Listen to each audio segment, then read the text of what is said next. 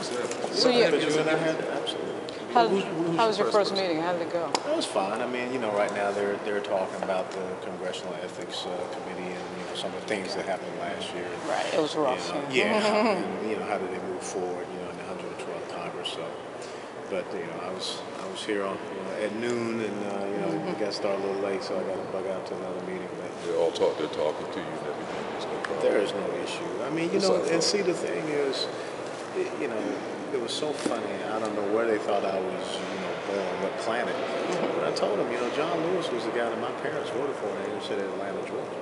And it was so funny when I said, yeah, I remember as a kid going over to eat at Pascal's back when there was Morris Brown College, which of course is gone now. And so, all of a sudden people, started to think, well, you are kind of like us. And, then I started talking about Hoppin' John and pot liquor. And, our favorite, Christmas dinner was barbecued raccoon. And they were like, country too. I said, yeah. So, the thing is, what we must understand is that we all want the same things for our community. There may be different means by which we get there. But, the way that my parents raised me, even though they voted Democrat, old school, conservative kind of ways. Faith, family, individual responsibility and accountability. Not allowing yourself to become a victim. So I think that's why my parents would be happy that I'm here, part of this organization. So I think that, I'm not I don't have long teeth. I don't come out only at night, and I don't suck anybody's blood. So people say, I'm just a regular guy.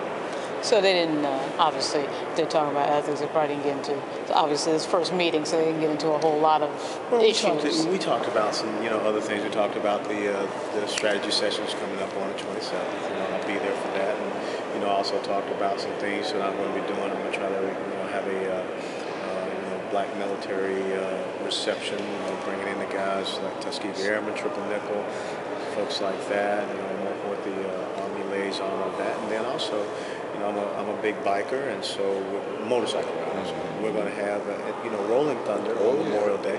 We're going to have Buffalo Thunder. So we're going to meet up there at the African American Civil War Museum, and we're going to get a bunch of black motorcycles, and we're going to remember the Buffalo soldiers and things. We're going to be covering it. General Beckton is a good friend of yours. So I'm going to make sure. As a matter of fact, my wife's father served. Oh, is that right? With General Beckton. He was one of his senior non-commissioned. I can reach him real quick. I know several of his daughters. So, that's it. I think, and, when I talked to Chairman Cleaver about before I went in there, I said, look at it this way. And, my wife is an investment advisor. You never put all your investments in one fund. So why would we put all our faith in one party, one organization? The 50-50 proposition. You've got to diversify. That's right. So that all of your interests are watched out for. Michael Steele is a good example. And he said it in his own way, but if somebody else had been in the room, maybe things would